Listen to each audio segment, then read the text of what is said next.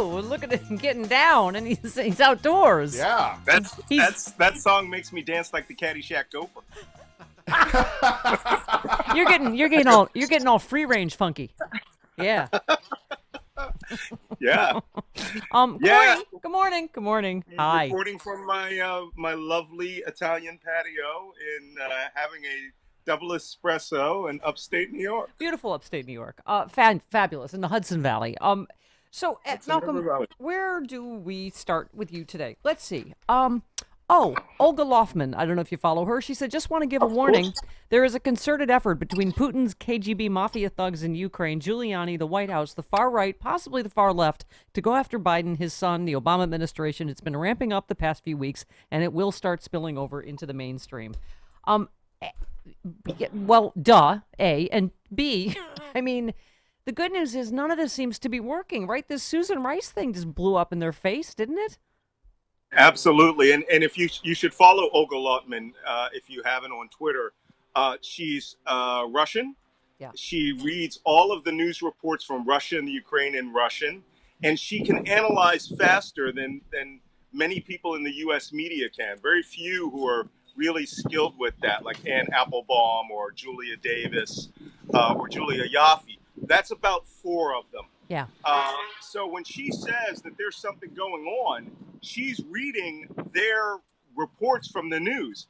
And if you look at some of the things that have happened just in the last couple of days, you might hear that there are recordings of Joe Biden talking to the former Ukrainian Prime Minister, Poroshenko, and having that discussion about getting rid of Sorokin, the corrupt prosecutor. And it's not Biden. It's actually John Kerry. Yeah. The Secretary of State, and saying as representatives for the entire global community that find that this guy is dirty, corrupt, and works for Moscow, that we are not going to give you billions of U.S. taxpayer dollars until you get rid of this dirty guy. Yeah. And they are putting it out like, ooh, it's a conspiracy. No, it's diplomacy. Right. We do this all the time. As a matter of fact, just the other day, Donald Trump said he's going to cut off funding to the WHO because he doesn't like what they're saying about the United States and coronavirus. Well, if that's the case, if it works for Trump, it works for the black guy too. Yeah. Yeah. Well, okay. So this tweet, Zach tweets, so let me get this straight. Trump's team thought it would help them to declassify an email from Susan Rice that indicated she was worried about providing classified information to a man who pled guilty to lying to the FBI about sketchy conversations with foreign adversaries. Guess what they won't leak is the conversations that he had with Kislyak. Right? Declassify. I'm calling on it now. Declassify the phone communications that were intercepted between Kislyak, right, and Michael Flynn. Let's hear what Michael Flynn was promising the Russians. Let's hear what the Russians were saying with regards to those promises. Don't forget, it wasn't one phone call. It was 7 to 8 phone calls that he made. So here I am, National Security Advisor to the United States. I get a warning from the FBI's National Security Division, who is the only organization that's allowed to carry out intercepts of foreign diplomats inside U.S. soil.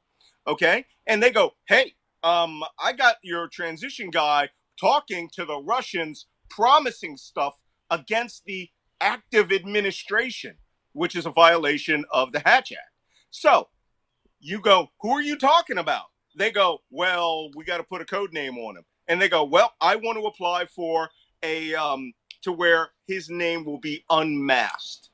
If you're the National Security Advisor of the United States, you know every secret the President of the United States knows. Right? And I was in a situation where I was in a foreign country under hostile surveillance, and a friendly surveillance team needed to know my name. They needed to know what was going on. So my cover was unmasked.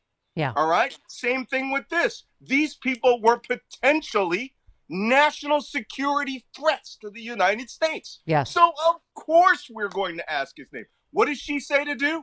Play it by the book. Those are three words that have never been uttered in the history Yeah. of the Trump administration. So I don't want to hear it from them. Yeah, and it basically proves that Flynn was talking dirty. He's dirty. Flynn was riding dirty with the Russians. As Judge Sullivan said, arguably you sold your country out. And so now I would like to know that. Michael Flynn's lawyers have asked a federal appellate court to remove him, the judge, presiding over this case, and to immediately grant the Justice Department's motion to dismiss the criminal charges against Flynn. Why would you do that? Why would you go and now attack the judge? Because you know what's coming. What's coming is a Trump statement or a Trump tweet who's going to say, he's a black guy. Yeah. Right? The same way he did it with Judge Curiel. Oh, he's of Mexican heritage. They insult people. This little dance is being done for his base. Okay? Yeah. Now what you're going to do... I know, Malcolm, exactly. People keep going, why would he want to run against Obama, the most popular politician of our time? And it's like, because he's a black guy, and that gets his base going. Why do you think he's doing it? Yes, but you know what? These guys are morons.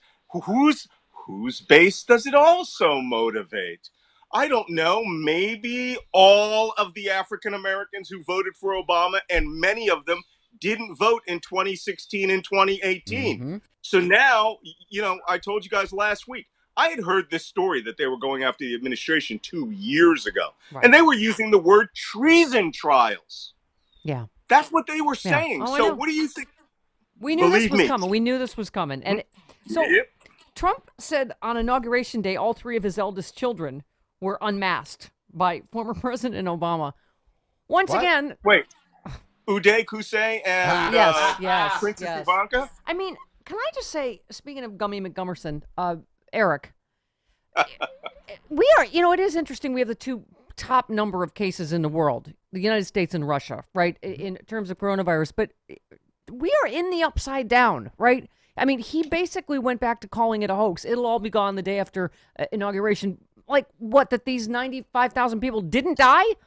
He goes, it'll all be gone. Like, this is all a hoax. Hey. And as you tweeted, Georgia faked its COVID-19 numbers, then it reopened. People will die now. People are getting fired in Florida that don't manipulate the data to support the reopening. We've got Trump saying all the hydroxychloroquine studies are, they're just Trump haters.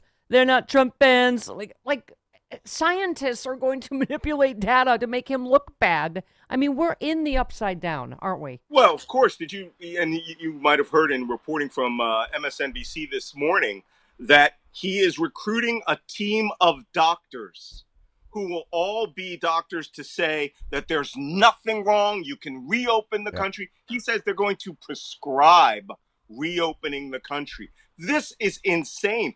Look, we're already going to push 100,000 dead by June 1st.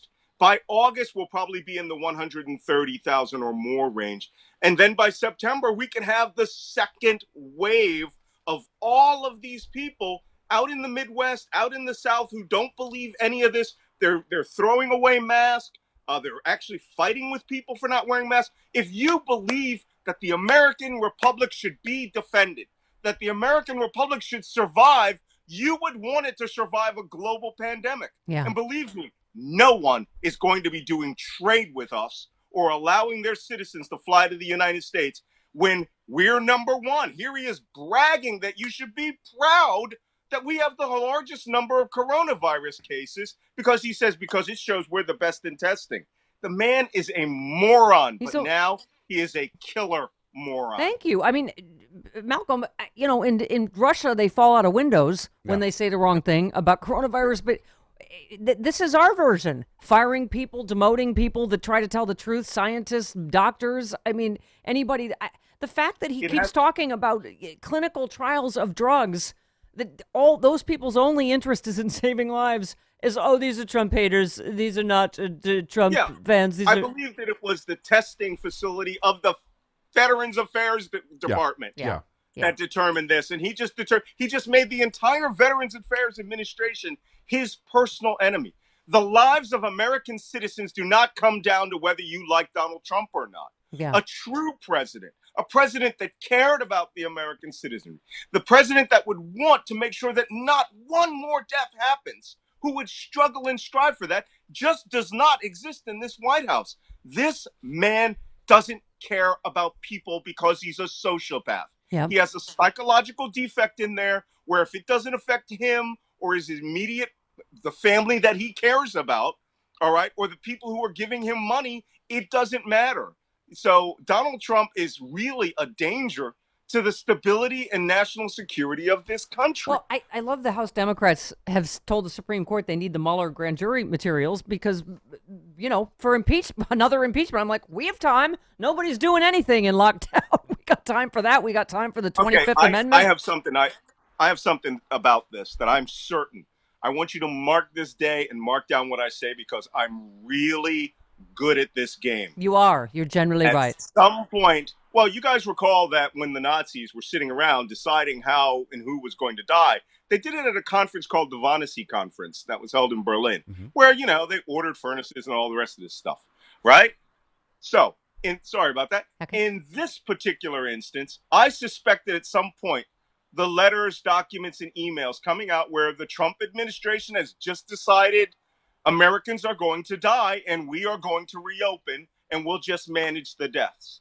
Well, you saw the Pentagon memo already came out saying the coronavirus pandemic could last till summer 2021. They see a second wave coming in the fall, and that of course there won't be a vaccine till at least next spring or summer. Go ahead, yeah. But all the indications are that they have decided this.